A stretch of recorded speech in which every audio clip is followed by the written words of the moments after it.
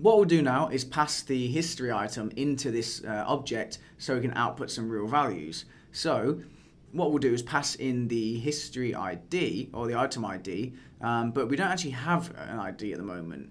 If I just log if I log item data.item, you'll see that there's no ID property in there that we can use. So we need a way to reference this specific item. So it's actually pretty simple what we're going to do. We're going to install a package called React Native UUID. So React Native UUID, and you'll see it's just a package like this. It will essentially give us a unique identifier that we can use. So we install it with npm install react-native-uuid, and we simply use it this way. So when you call it, it will give us some long ID like this that we definitely know is unique. So let's go ahead and run that command to install this. I'll close that down a bit, and I'll run npm start. Oops, that's the wrong one. npm start, and then I'll scroll up to the top, and I'm gonna just add the import for that. What was it? Import UUID from React Native UUID.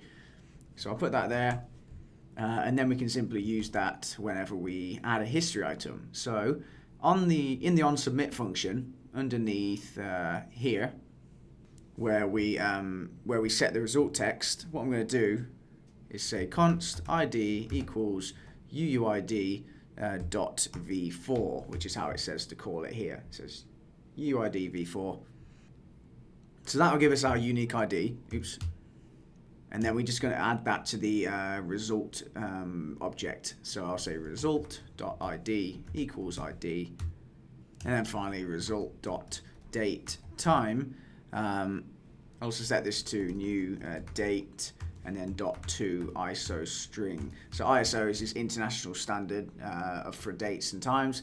But I don't think we're going to use this, but I'm going to add it anyway. It's nice to have. Maybe you will find a way to use it, maybe for some ordering or something like that, or maybe you want to output the date. But I'll add it now so that it's there for you in case you want to use it, but I don't think we'll use it in this course. So anyway, we don't need to do anything else. These result items should now have an ID. So let me save that and refresh this. And then what we're going to do is essentially just pass this ID into our translation result object, element right here. So we can say item ID equals, and then we can get it from this. But what I'll do first actually is log that so you can see it. So let me get rid of that for now. I'll save it and I'll add something. And you should be able to see something in the console with the ID on it. So there's our ID property, and we've also got a date time, which we might use or we might not. But anyway, there's our ID property. So we know you don't need that log anymore. We know we can just say item ID equals item data dot item dot ID. So I give that a save, and then in the translation result object, we can just access that ID by saying const item ID equals props. So we're taking the item ID property from here, and then we'll just use that to access the item from the history. So const item equals, now we need to access state, so we'll use that same use selector thing that we use there. So in here we'll say use selector. We did this earlier. So it's imported use selector from React Redux.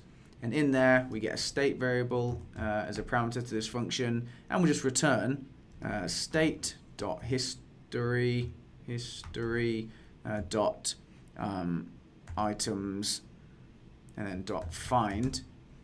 And inside there, this is how you search an array. So we'll search this array. So let me just write this out, then I'll explain what it's doing. Item.id equals item ID. Okay, so what we're doing here is we're saying that this item variable will be set to the result of this function here. So state.history.items.find. So we're looking inside this items array, and we're finding the element which has the item ID, which is equal to this item ID here, which is passed into this this translation result object. So what this find does is it runs this function for every single item in this array and uses that to return one that has a match. So that will give us the item we want. So I will scroll down, and now we have the item, we can just output the values. So this can just be item dot what is it? Let me open my terminal up. It's original text. That's what we want. Item dot original text, and this one underneath is going to be item dot. We need to access the translated text property. So item.translated text, but because this is an object, we need to access this fr property, which we can get using this key here. So we did this on the other page. Item.translated text, and in square brackets, we're going to put item.to, like that. Now if I save that, it should give us the translations. Look at that. What time is it? Cool. Yeah, it looks pretty good.